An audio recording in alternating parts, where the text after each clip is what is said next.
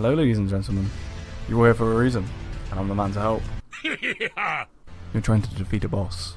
Not any boss. The pig-riding bastard himself, Commander Gaius? Huh? Gaius? Huh? I'm not really too sure how to pronounce it, to be honest. It took me 25 minutes to beat him, so I wouldn't say it was horrendous. It was an annoying boss fight at the start, but I found ways around the things that are annoying about the boss. And I found probably the best way to fight him. There's probably videos made like this already, but I just thought I'd share my input to say that it works. Let's just show you how to kill him, I guess. Quickly say as well, it obviously is an in-depth video, so I'm going to go over it very deeply just so you can get a very good understanding of this boss fight. If you do enjoy this video, leave a like, subscribe, I appreciate that very much. So let's actually get into it properly now. Just to show you, this fight is pretty doable once you know what you're doing. I was level 137 with 10 Scadutree blessings. This is everything I went in with. You know, that plus 25 Milady is cracked.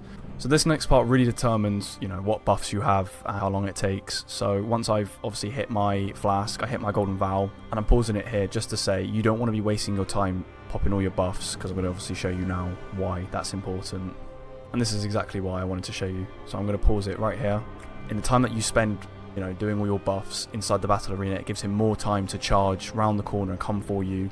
So what you want to do is do as much as you can outside, but the things that obviously last less time you want to do inside the battle arena. And then once you've done that, as you see here, I jump straight on my horse and I ride into the nice big spaced area, so you have full visibility to work with the boss fight. And some of you might already know this already, but when he's charging towards you, what you can do is stay on your horse, and as he approaches you, what you can do is just climb off your horse. I'm only kidding, there's obviously more to it. So what you want to do is time it exactly as his horns basically get to your horse. You want to climb off and push your analog stick as you're getting off, and I'll explain now. So as you see, I push my analog stick right way too early. It puts me straight into him. I jump off my horse, I take damage. You don't want that to happen. So what you want to happen is you want him to charge all the way to you. You want to jump off as his horns get to you, and you want to push right on your analog stick as you jump off the horse. And I'll just pause it here quickly just to show you what I mean. So as your horse is disappearing, that's when you want to jump off. You might think I sound crazy saying this, but I promise you now, in the 25 minutes I spent fighting him, every single time I did that, it worked perfectly. I didn't get hit, I didn't get swung. But when you go back to the clip of him hitting me, that's because I messed up. Or even if I didn't push right on the analog stick, he would also hit me. And you might think I'm crazy for saying this, but I promise you it does make a difference. If you do not time it right, he will hit you. It took me a lot of practice to get it correct, so push right on the analog stick, or if you're on keyboard and mouse, D, just as you jump off the horse. I thought I'd just throw this clip in here because it is quite funny, because I messed it up so badly, he basically just ran me over, and I've not seen that before, so it was quite funny. I was very angry when it happened, but now I rewatch it, it is funny.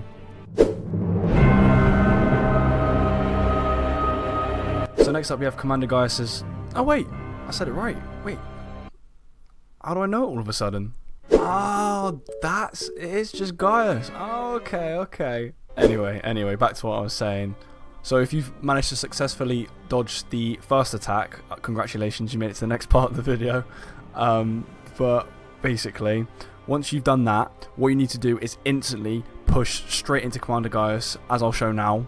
So as I've just showed you, you jump off the horse and you've got to go straight for him. And the reason that is because you do not want to give him the possibility to be able to charge at you again. So what you're doing is just closing that gap immediately, so it gives him no reason to do any long range attacks or to do that horrible charge attack again. And once you do that, you're in. And what I mean by that is you cannot leave the vicinity of being right next to him once you are in. So you need to get very, very good very, very quickly if you want to get this done fast. Or, you know, if you enjoy learning, then obviously you can spend as much time as you want. But what I recommend is this, exactly as I'm saying, just stay close. And this is just an example clip here, just to prove that if you lose any of that distance, this is what can happen.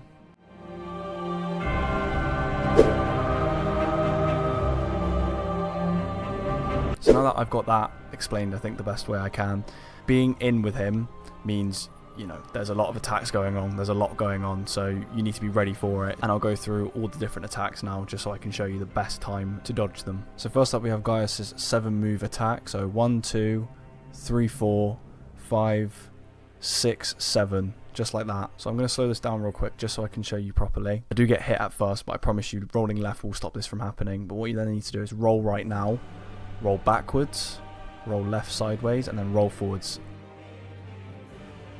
So I'll show you now. Obviously I'm very off, but you're meant to roll as the pig's tusks touch the floor, and that will dodge the first attack. So I freeze framed it here to show that the sword comes first on the second attack, then the pig head. But if you can manage to roll just as the sword, as you can see, as at head level, you will avoid both attacks, which will lead to it looking like this, like that. The next attack is where he slams his head into the ground, where you want to roll backwards. So once the pig has swung its head, it will then proceed to go upwards, but this gives you enough time to know what's about to happen. As you see, he turns and he hits his head on the ground, but if you roll it correctly, then yeah, you're all good. So as soon as he slammed his head onto the ground, what he'll then do is lift his head up and try to swing again, but you have enough time to read that one. But this one is the very tricky one. So as you've just seen, it comes a split second straight after, so it's as soon as you've recovered that roll, you've just got to roll again. So I mean, if it really comes to it, just spam your roll button and you should be fine, but you can time it.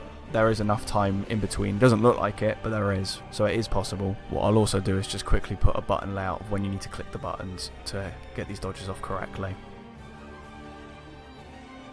Moving on to the next attack now. This is one where there are two variants of it, but I'm just going to go over this one first. This is just the one where he makes the ground explode. I'm not really too sure how else to explain it really, but this one's a lot more simpler to explain because there's only one move for it. I'm not going to go too into depth like what I just did for the other one, so I'm just going to put up the button layout when you need to roll, and I'll just keep it simple with this one. Next up is the leg kick. This one really got on my nerves, but once I got it down, it was pretty simple to dodge. So I'll just keep this one simple as well. So I'll just add the button layout once again, just so you understand when you need to hit the button. To get through the rest of this a lot quicker now, there's not too much else I can do but show you with obviously on-screen images that show when's the best time to dodge. So I'm just going to do that for the rest of the attacks now, and then hopefully that can make you understand a little bit better.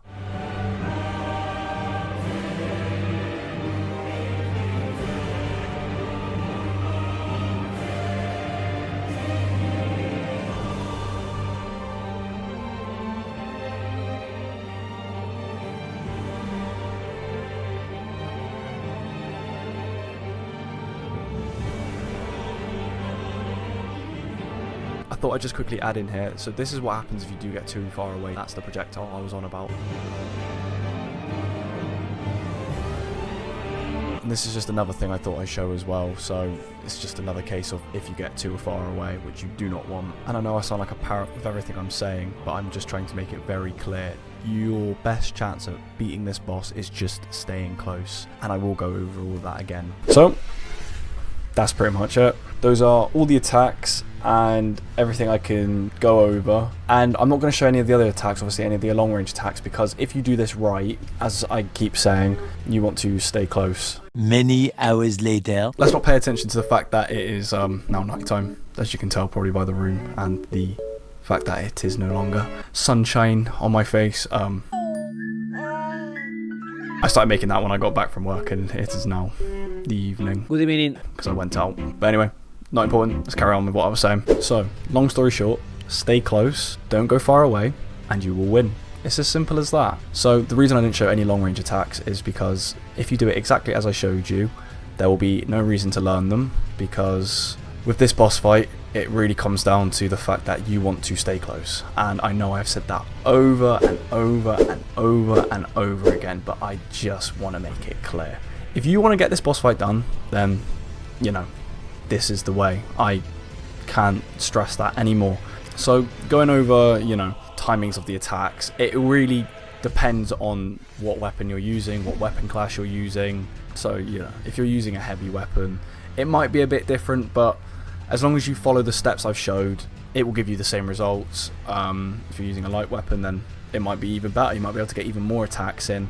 I can't help with that because, you know, it's your Elden Ring. I can't tell you what build to use, what's the best. I mean, I could always do a thing where I try out different weapon classes. You know, I could add to what I've already said, but just to keep it very, you know, straightforward, I've just gone with how I did it. So using Milady, which is a very good weapon. It is perfect. I love it. Such a good weapon. If you've not used it, definitely try it out. I promise you, it's worth it. I don't think there's really much else to say, to be honest. I hope this video does help you. If it doesn't, let me know. If it does, also let me know. I'd love to know. This is my first time ever making a video like this, so it'd be great for the feedback. I mean, me making this video and you watching it might really help. If I've missed anything, let me know. If you feel like I've got it right, let me know. I think that's pretty much it. I hope you enjoyed this video. If you did, leave a like, subscribe, as I said. I appreciate it dearly. This is my first Elden Ring video. I want to make more. I will make some actual gameplay videos and stuff eventually. I just need to kind of find out a style I like to, you know, edit, make the video. I want to make it my own thing. But yeah, thank you for watching. I hope this really helped. If not, I tried my best. But yeah, catch you guys in a bit.